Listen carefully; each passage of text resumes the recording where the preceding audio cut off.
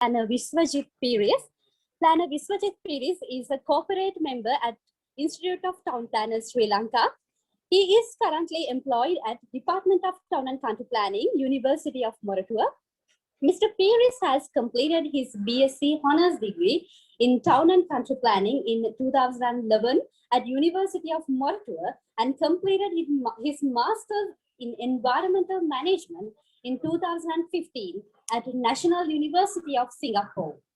Prior to joining as an academic in 2018, Mr. Pieris has engaged in private sector in technical and management capacities as well as government projects in development of urban and regional plans. He has represented Sri Lanka in various international endeavors as a planning professional, including China, Germany, Singapore, South Korea, and United States of America. Shahan? All right, our next moderator is Planner Dr. Upuli Perera. She's currently the head as well as the senior lecturer of the Department of State Management and Valuation of University of Wijerathna. She is an urban planner and a recognized academic in the field of real estate.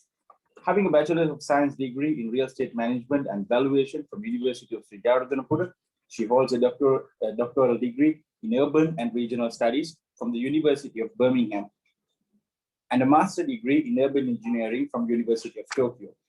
Dr. Upuli Perera's research, publications, and project engagement has been in the field of housing, sustainable cities, collaborative governance, and real estate investment and finance.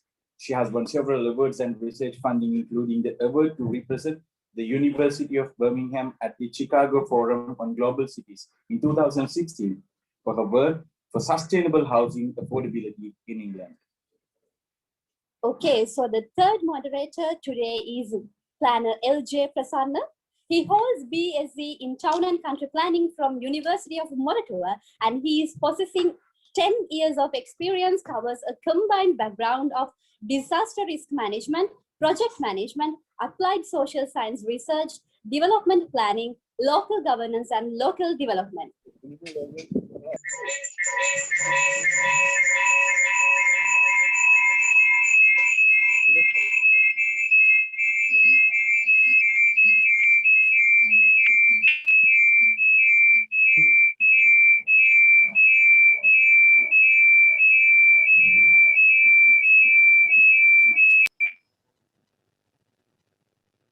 Okay. So shall I begin? Okay, so thank you very much. So we were in the group 1 or the breakout room 1, where the planner Sumana Wijerathna, she was the speaker that we shared all our comments. And unfortunately, the time was not sufficient for all of us to discuss all the matters and all the questions and the clarifications required. So I think I will really like to see some of the time from my this 10 minutes, especially to give to Planner Sumana to give her last or the final reflection based on our discussion and based on all the questions to share your thoughts. So I will just briefly explain you the things that we discussed in our breakout room. So the starting from the first point itself, I think we were discussed about the sustainability factors, where how Sri Lanka or even the urban and rural areas can be accommodate the sustainability development parameters or the goals into our own planning. And then what might be the challenges that we face, especially when we doing real planning in the ground level, was discussed thoroughly. And fortunately, we had like very experienced planners in our team. So they have shared all their experience in Sri Lanka. So then the planner Sumana had her thoughts on Canadian perspective as well. So then we had certain comments about the Urban Development Authority and their planning. So that was really interesting. So how the declared areas are going to be planned and what is real planning was a really interesting area that we discussed. Even before you start a plan, you should have to be planning on how to do things. Actually, we had so many examples from our own context, and then some people certainly say that planning is failed in certain places, but still we can see there might be certain other areas that we have to improve in terms of making a plan successful in certain cases. Like we have taken the example from Hambantota and even taken from Varyapola, Tanamalville, so really interactive sessions. So maybe the planner Sumana can also take her comments into the final comments as well. And we have given more emphasis on the community engagement into planning, how we make decisions, and how important this bottom-up approach, especially to talk to the people in the ground level, and also the importance of the local authorities in the grassroots level, especially the mayors or the chairman of these local authorities, how they are going to interact and what choices do they have, especially in planning, and to accommodate all the needs of the people living on those places. So that was the kind of insightful things that we have learned. And also based on the comments that taken from very like experienced planners, I think we have seen that people are looking at the plans or this the planning work as the regulations. Yeah, people always see it is going to like disrupt their daily livelihood. So that might be an interesting way that to make the plans publicized without waiting until the end or until finishing all the plans, how we can engage community from the pre-planning stages until the plan is being gazetted and also the projects are being implemented was really an important area that we discussed in our discussion. And finally, we were ended with the excitement. So do planners excite in their work? So that is really kind of a thoughtful thing. Even I feel that we should think, are we passionate about the things that we do in planning? So I think with that point, I will ask Plan Sumana if you can share your final reflections on the discussion. So how we can like improve and how we see the future and where do we want to go can be answered from your own perspective. Thank you very much.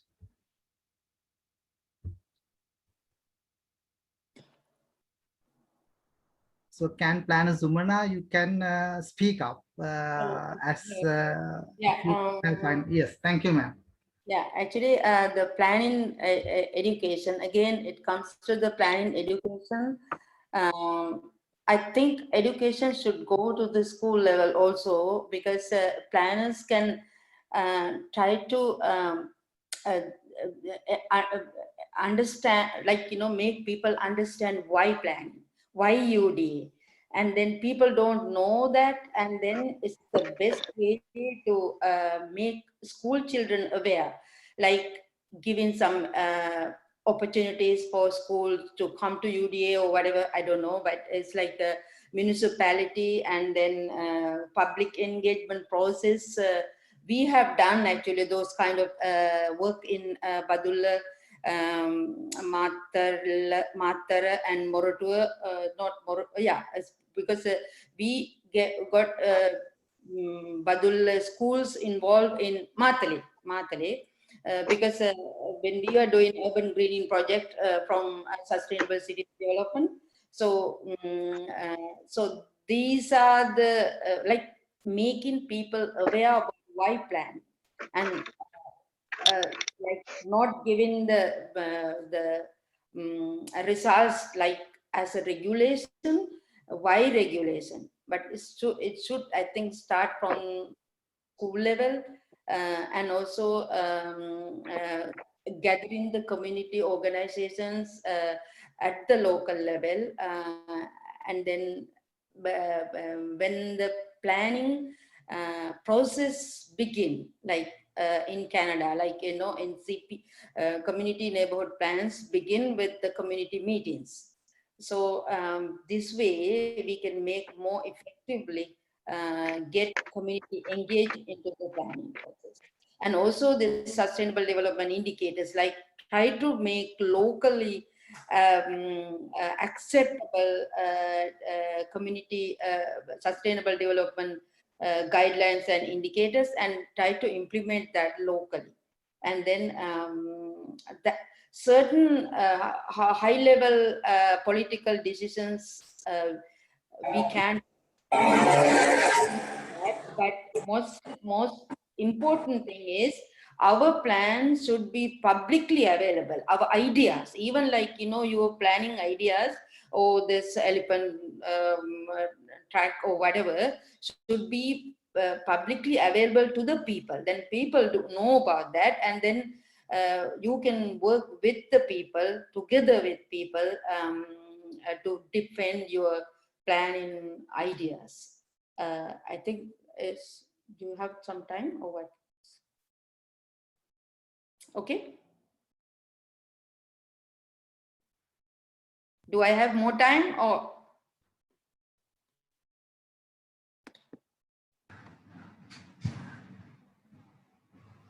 All right, thank you very much for the brief summary. Next, we are moving to the next moderator. So I would like to invite planner Dr. Upuli Perera to give the summary of their discussion. Right, thank you very much. So we were in group number 2, and first of all, I would like to thank planner Wickrama Abeysinghe for sharing a lot of information and giving us his, kind of sharing his experiential knowledge on a lot of the matters.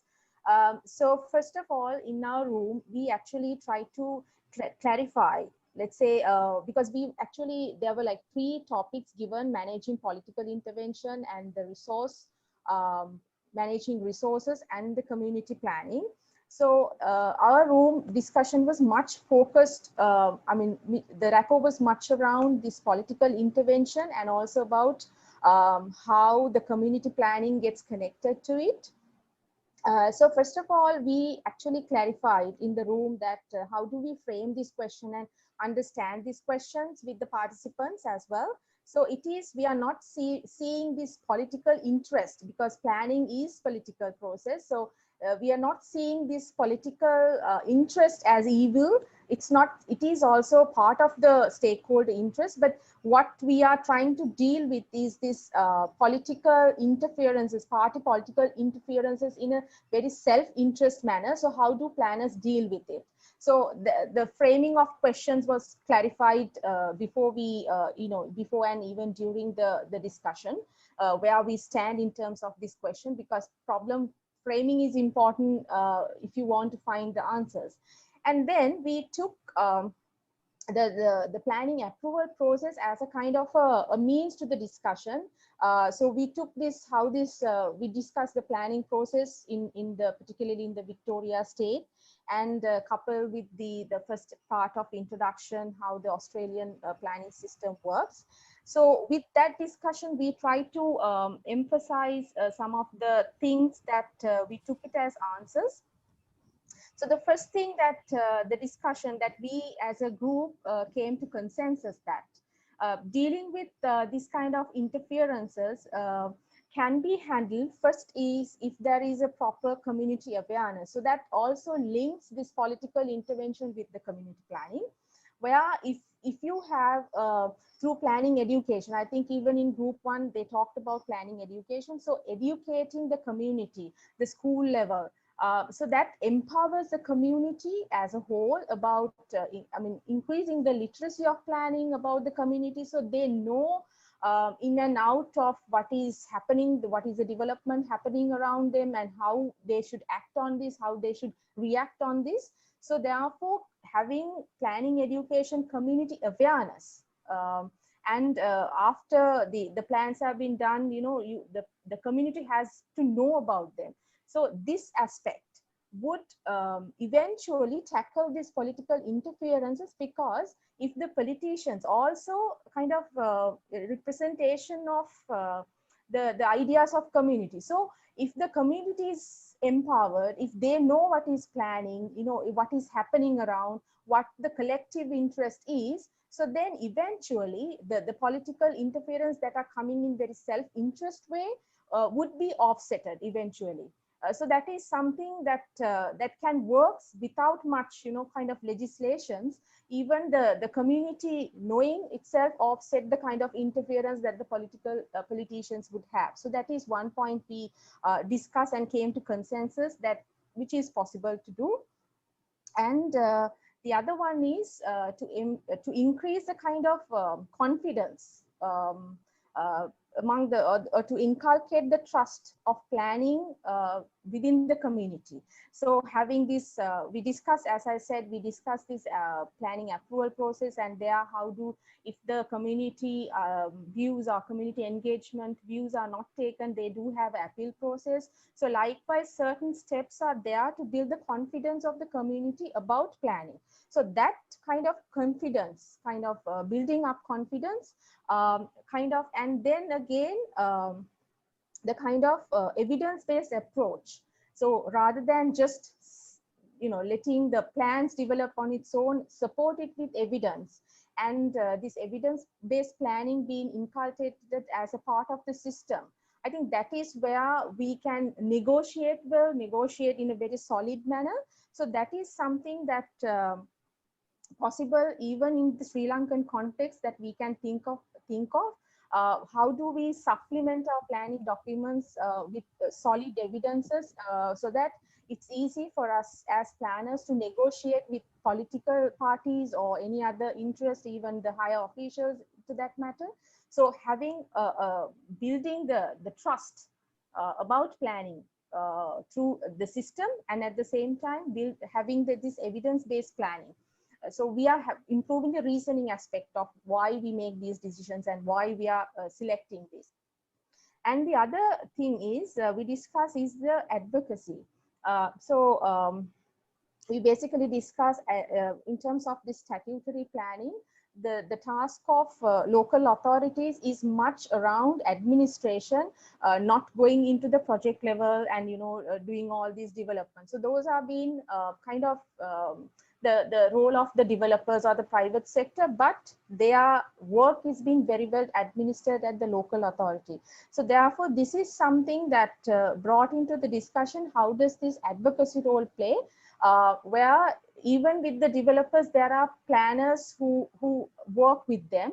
So the private planners, the kind of service that they provide is not something that, just preparing certain documents, but at the same time giving a more consultation role to see proactively what might the problems that might come at the kind of approval process, and may ensure your client is well informed and well consulted.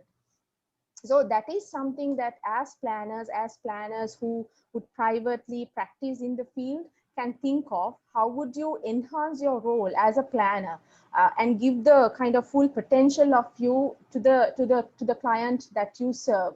So that is some aspect that because then that will kind of empower the client's knowledge, at the same time a community at a large. So these three aspects we discussed in thoroughly, and then we also finally came to see that all these three particular aspects of dealing with politicians were more onto the statutory planning, because statutory planning, you have the statutes, you have the process, so it's easy to kind of deal with it, because you have something in your hand. You can say the politicians, so this is the statutory process. But then again, a very challenging question comes. So what about the strategic planning? So that is where you kind of involve with politicians in a different dimension. So there, of course, not that every time the statute come into the rescue and say, guard the kind of planners. So therefore, the kind of idea that brought from planner Abeysinghe and agreed by the group is that to have the kind of ethics, the kind of self-governance from the planners. Not every time we cannot have all the rules all the time to control everything. Even there should be a certain part of the planners itself, the kind of self-governance that requires, this is the way we should behave, and that is being backed by very strong kind of credibility checking of planners. So, for example, if you get caught for something, you'll be blacklisted or you'll be out of your job. So something very stringent policy is backed by such kind of ethical practices to some extent, but at the same time backed by those very stringent rules of kind of governance for professionals. And having your own self-governance is one key aspect, because there are certain things when strategic planning comes where all these kind of we are operating under open market economy. So some of the times there are things that the planners cannot control. They have, how does this corporate world operates and all of that. So therefore, the kind of self-governance, the ethical code of practice is something that we should enhance deal with. So this is a very brief summary of our discussion. So just to add on to that, I would like to ask Planner Abeysinghe, Wickrama Abeysinghe, would you like to have you, comment on the overall? It's up to you.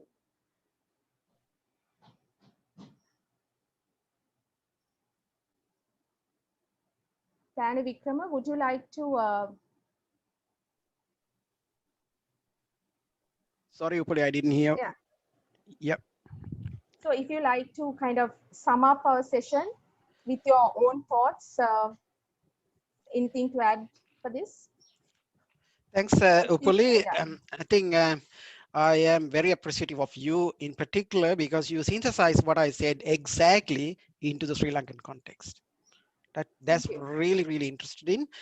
And for those who were not in the group, I think, I don't know how you synthesize, but some of the examples, there's no chance to share them. But what I'm saying to the planners in general, the ethics is the first point of protocol, your own protocol. And secondly, as an organization, in this case, we are just concentrating around UDA, all those development plans, they're beautiful. I checked some of them yesterday, but they're beautiful. But please try to add some strong decision guidelines. So that guides individual planners to make evidence-based decision and later to defend. So that's the two things that I would like to add for, in particular for planners. And thirdly, to the Institute of Town Planners Sri Lanka, there is a big role for you too, but I didn't have time to discuss about the role of PIA in relation to managing politics in Australia. So I'll give you a quick example. Before an election, before a state election, local election, PIA used to prepare a document, and that outline kind of public declaration document. It says these are the things that we are expecting from you all within next 5 years, and they circulated to all the political candidates and to the community. It's publicly available document. And then the politicians started thinking, oh yeah, planning department want this to happen, that to happen, changes to legislation and things like that. So the PIA directing the politician to the right spot, right? Therefore, I urge the Institute of Town Planners Sri Lanka to continue to engage with the planners and with the politicians through proper channels, right? So that way they can't get rid of things, because that's kind of educational aspect. And the other thing that I wish to talk to the Planning Institute of Sri Lanka is to keep doing these type of discussions, right? As much as you can. PIA, if you see the PIA website, see how many training, how many workshops are currently being held. Every time, every month, you got 3 or 4 small sessions. Last Friday, I went to a lunch session. Right? It's just online, 2:30 to 12:30 to 1:30, talking about one topic. Few planners like these hosting just free sessions, right? Do that, please.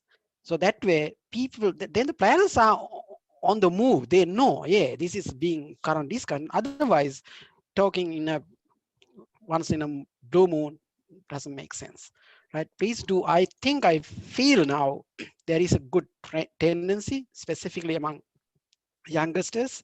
So please keep your good work. So I think possibly you can change something. Thank you. Nisanka, you got something? Doctor. First of all, I congratulate you, because after a long time we have to have a discussion face to face. Well, your lecture is very well, because you gave very good advice to. Sorry. Yeah. Can I come?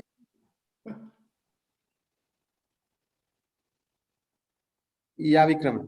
Can I hear? Yeah, I can hear, Mike.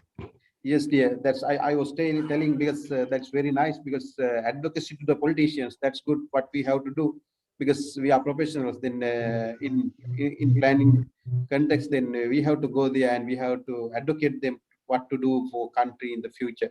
That's good. I want to appreciate. That's what I want to do. Thank you very much, Wickrama. Thanks, Nisank. Right now, thank you very much. And now I would like to give the floor to Danushka to continue with group number 3.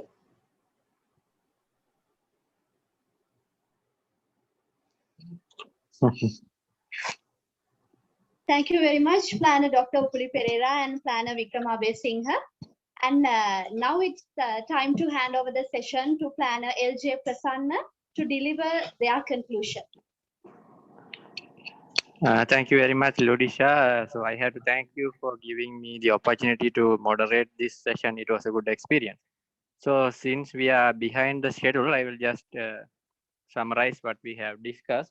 So if I miss any points, I believe Planner Srimali will add the points whatever I missed.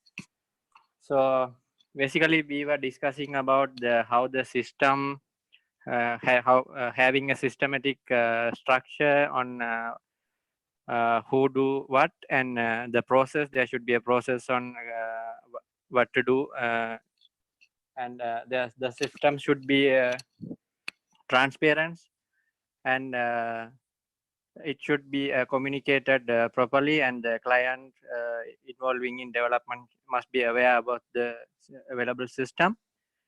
And although there are 3 teams managing political intervention in decision making, increasing productivity amid resource scarcity, and learning from the community for better planning, we were focusing more on increasing productivity amid resource scarcity, because the questions were basically focusing on that theme. So we were discussing about the role of strategic planner and statutory planner in Australia, what is their different roles and how they help to formulating planning schemes that contributes to increase productivity. And we were discussing about how the zoning decisions are made in Australia, and the different decisions are made in zoning between Sri Lanka and Australia. So, and we were discussing about how the planning schemes are prepared as a combination of urban and rural environment.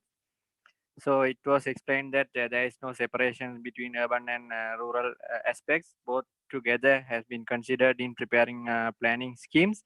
And we were also discussing the appeal system, transparency, and how the planners making decisions between expectations of the community and the politicians.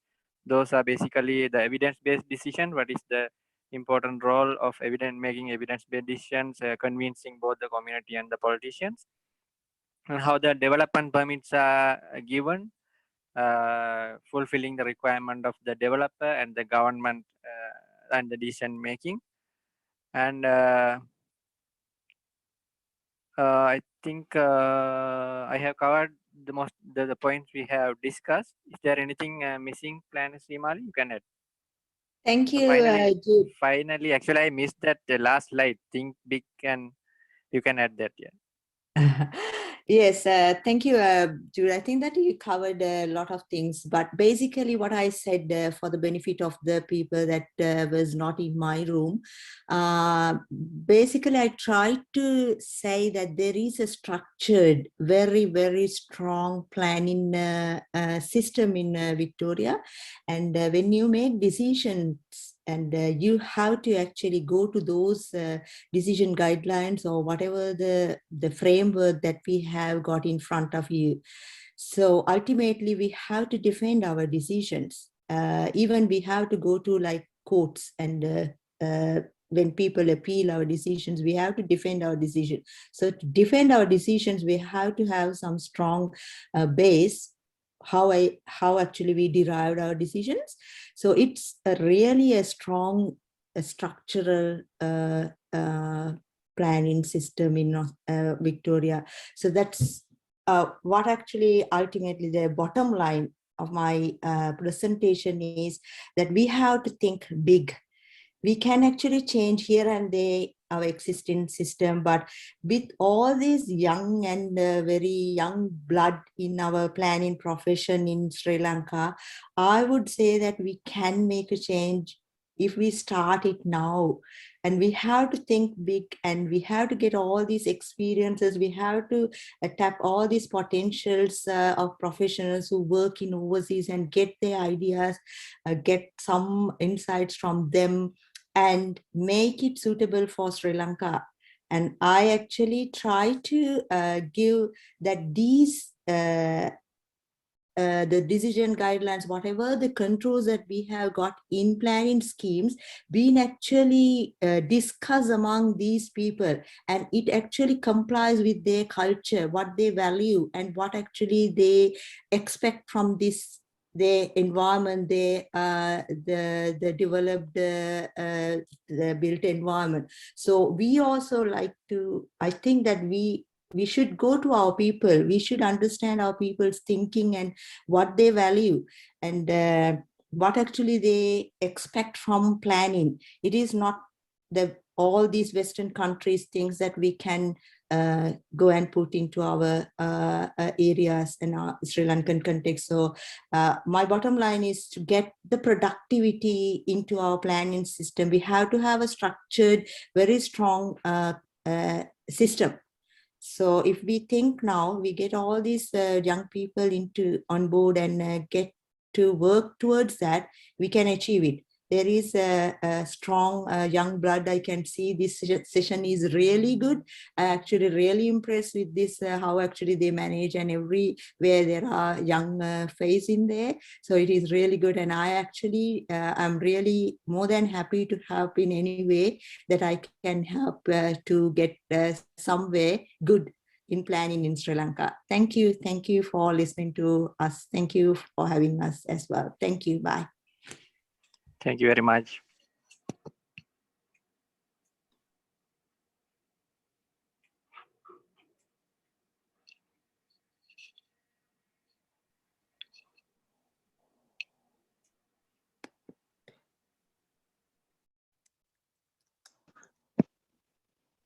All right. Thank you very much, Planner Srimali and Planner Jude Prasanna, for your valuable contribution. So first we completed the experience sharing session from all the speakers. We heard speeches from all the speakers. So then we completed the interactive sessions, and now we shared the information, the discussion, key points of discussion shared in separate 3 discussion rooms. And at the same time, we completed the briefing session as well. So now we have come to the conclusion of the session. So before we end the session, first of all, I would like to invite the President of the Institute of Town Planners Sri Lanka, Planner Professor Jagath Munasinghe, to give the concluding remarks. Thank you very much. Right, I'm sure that for the last 3 hours or so, yes, almost 3 hours, I don't think anyone would complain it was a waste.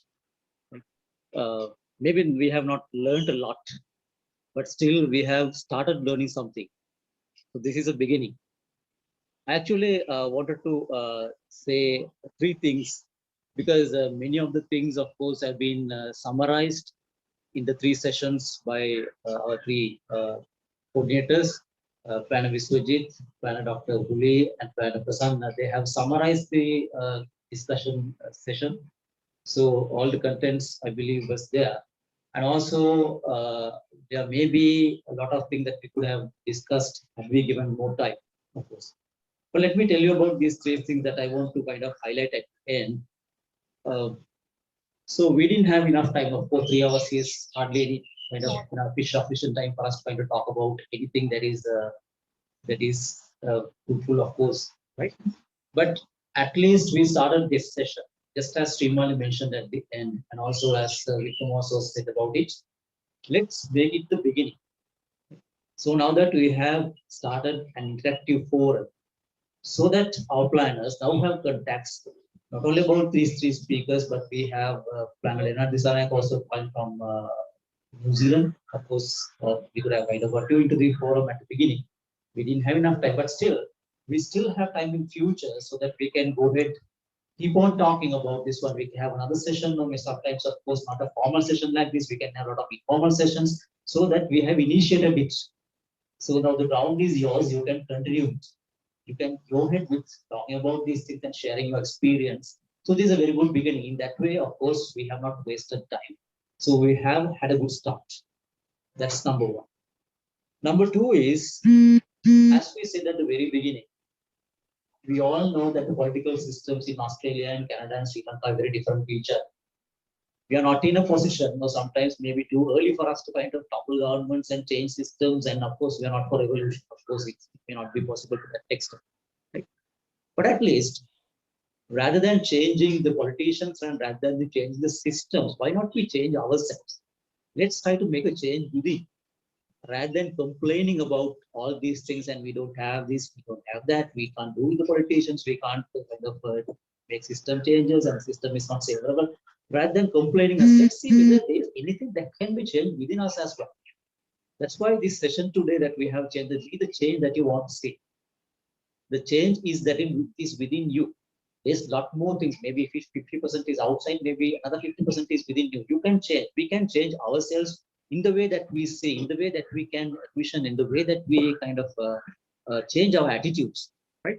So you may find the small change that is within us can make a big difference in the way that we talk, we react, right? So that is something that we want to start.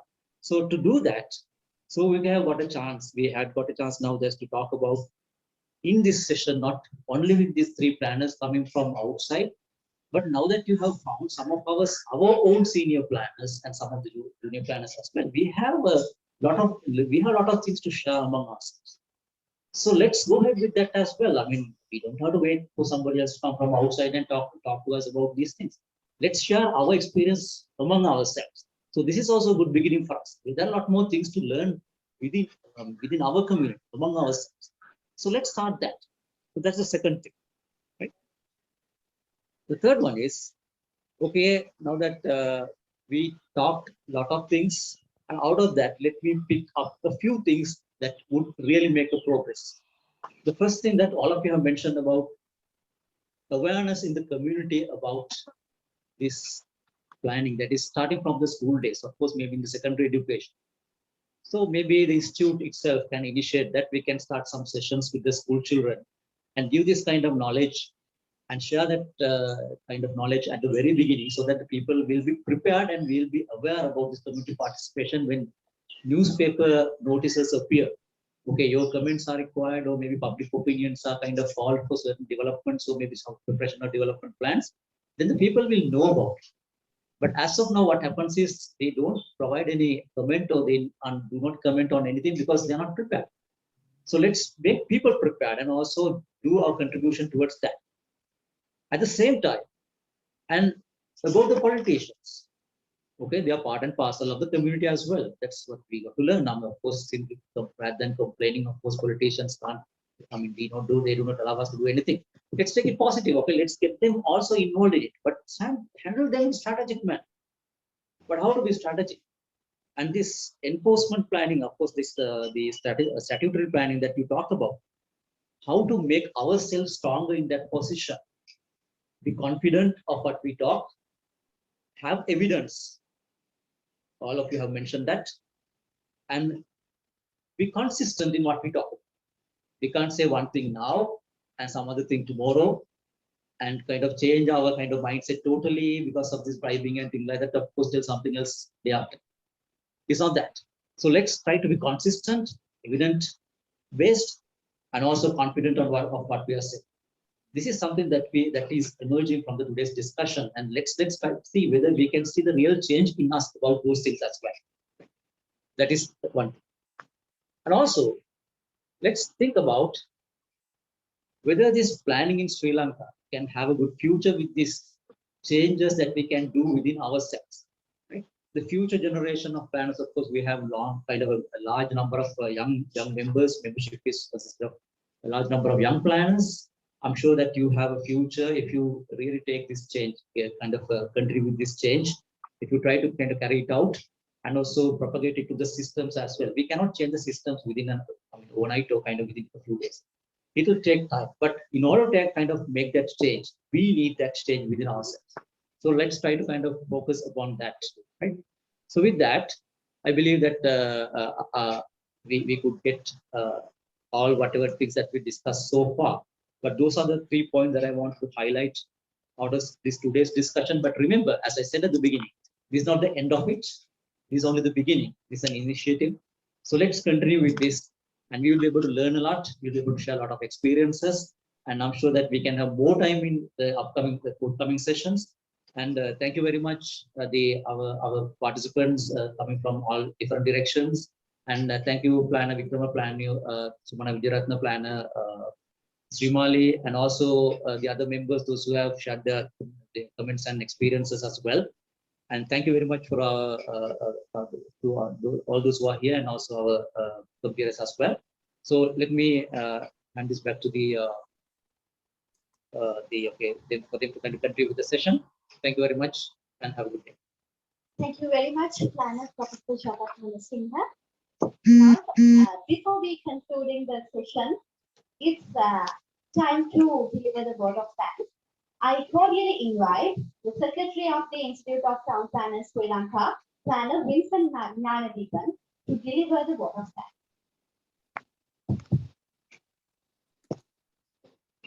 Thank you very much. Before going to the word of thanks, I would like to apologize.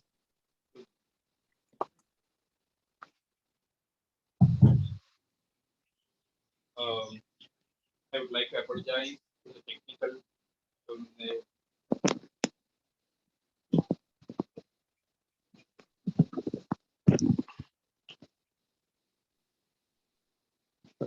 to the technical difficulties we had at the beginning, and also thank you very much for the technical team to overcome that difficulties within the short time, and we'll be able to come to the session within 30 minutes.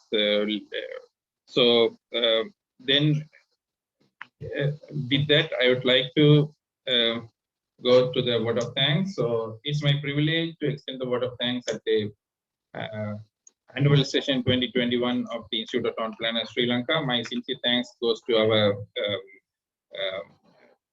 panel members of the annual session, Planner Sumana Wijerathna, Planner Wickrama Abeysinghe, and Planner Srimali Mellawa. And also my sincere thanks also goes to the special thanks goes to the organizing committee of this event, which comprises Planner Amila Jayasinghe, Planner Malik Sanevratna, Planner Chindakaratna Sri, Planner Isurbianwala, Planner Dr. Upuli Perera, Planner Rasanta Bandara, Planner Chetika, Planner Danushka, Planner Aruna Bandara, Planner Jude, and Miss Naomi, Miss Jashota, and Planner Vishvajith. So thank you very much for all your support in organizing this annual session successfully. And also my special thanks goes to our preparing team, Mr. Sahan and Ms. Ludisha. And also my thanks goes to the Executive Council for the guidance and support extended to organizing this annual session. And my special thanks also goes to Mr. Harosha for all the logistical support provided in arranging this annual session virtually and physically from our Saranamawat building. And I hope you all had a fruitful session. And one reminder that our CPT team will send the feedback forms to you by today or tomorrow. So you will have, they will let you know our deadline, so you can fill and send your feedback. And thank you very much. Hope to see you at the AGM at 2 o'clock. Thank you. All right. So I hope we had a very thought-provoking and informative session. So we were discussing about where are we and where we can be. It was a very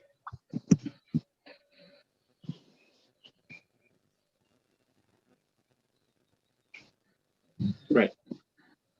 I hope everyone enjoyed the session. So it's time to conclude the session. So we discussed about where are we and where we can be. So we were discussing about changing the systems. We were discussing about how it should be changed. Many things we discussed. So even though if we want to change it in a manner that we want, in a manner that we would like to see it.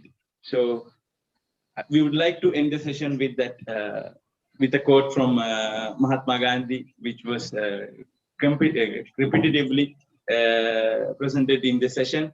So if we want to change, let's be the change that we wish to see in the world. So thank you very much, everyone, for joining. Thank you very much for joining the annual session of the Institute of Town Planners, Sri Lanka. Hope to see everyone in the annual general meeting.